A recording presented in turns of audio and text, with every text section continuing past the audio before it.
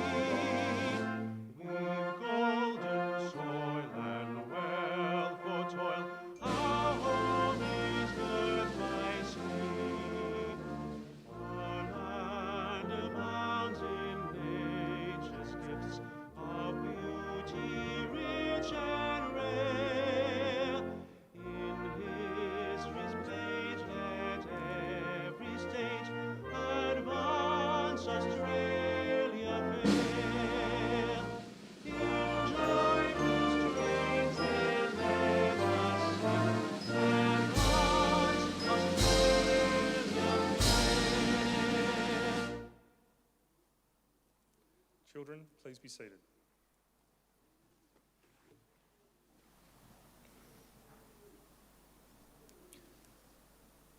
The Australian War Memorial was the vision of Charles Bean, Australia's First World War official historian. Bean landed with the Australian troops on Gallipoli and stayed with them at the front through until the end of the war. The idea of this national memorial and museum came to him at Pozières, France, in the depths of the bloody fighting of 1916.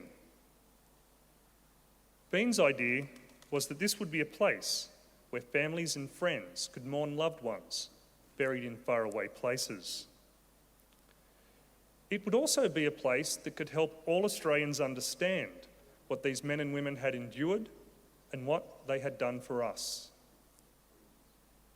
Bean's vision, to which we remain true, is best expressed as inscribed in the entrance to the memorial's galleries.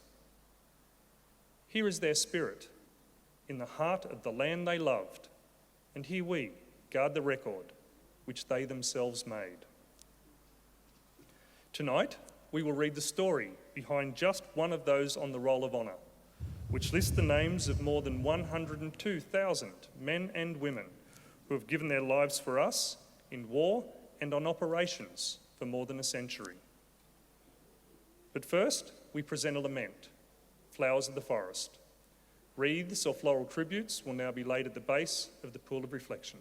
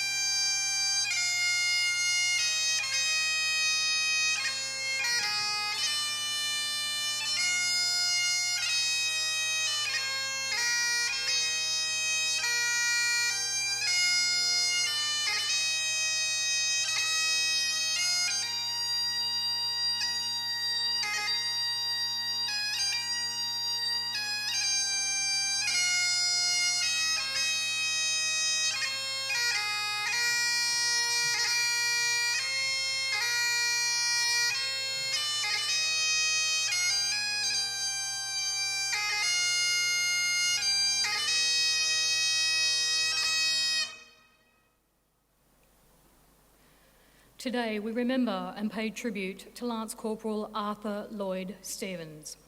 Arthur Stevens was born in December 1892 in Cunnamulla, Queensland, the son of William and Alice Maud Stevens.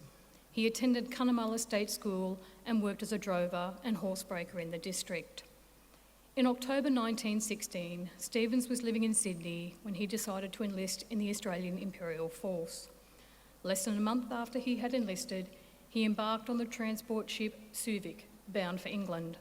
He did not make it to England at first, however, as he fell ill on board and disembarked at Cape Town, South Africa.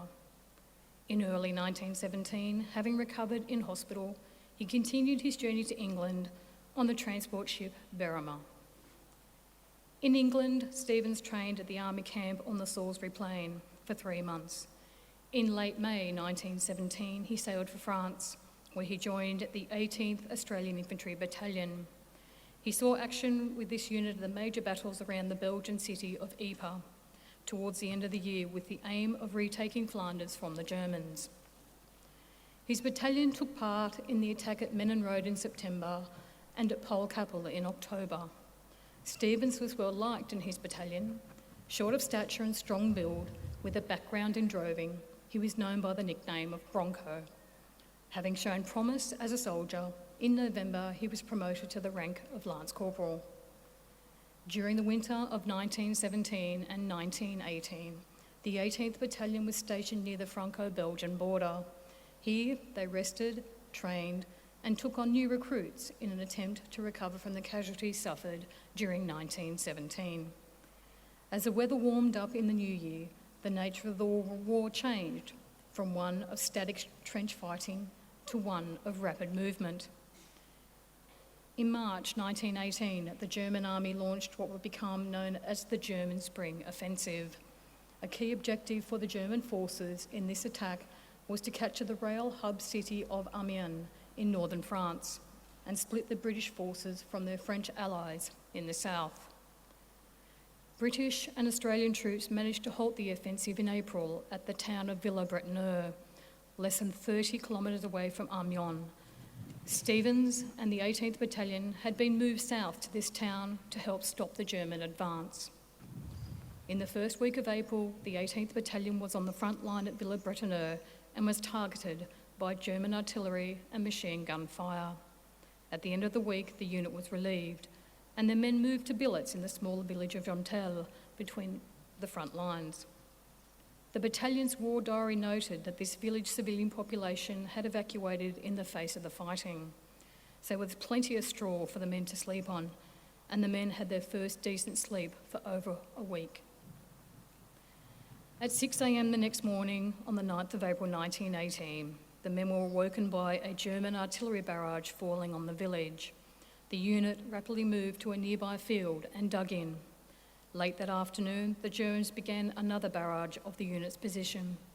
Stevens was struck by shell fragments in the back and badly wounded. His comrades did what they could for him, and he reported that he remained in good spirits. Unfortunately, he died of his wounds when he reached the dressing station. He was 25 years old. Arthur Stevens was survived in Australia by his parents and his sister Nellie. His remains remain buried in Nomperval British Cemetery, south of Amiens, amongst over 400 Commonwealth soldiers of the First World War. His mother had the following epitaph inscribed on his headstone: "In life we loved you dearly, in death we do the same." Lance Corporal Arthur Lloyd Stevens is listed on the Roll of Honour on my right, amongst more than 62,000 Australians who died while serving in the First World War. His photograph of his headstone is displayed today beside the pool of reflection. This is but one of many stories of service and sacrifice told here at the Australian War Memorial. We now remember Lance Corporal Arthur Lloyd Stevens, who gave his life for us, for our freedoms, and in the hope of a better world. Please stand for the reading of the ode and the sounding of the last post.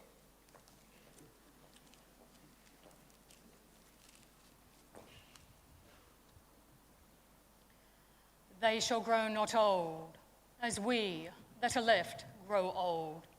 Age shall not weary them, nor the years condemn. At the going down of the sun and in the morning, we will remember them. We will remember them.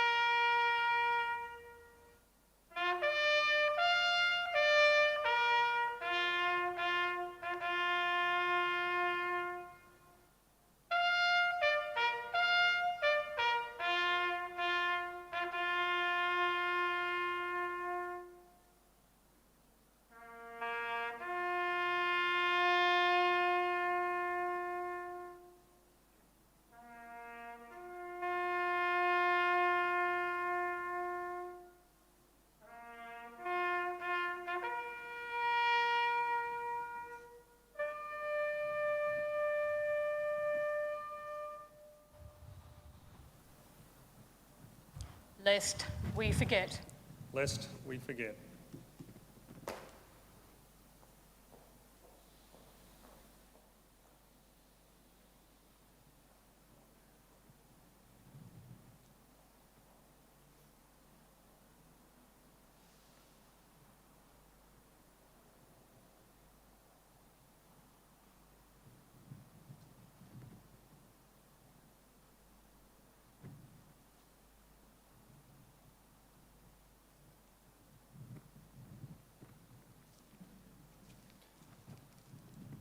We leave you this evening with the words of the memorial's founder, Charles Bean.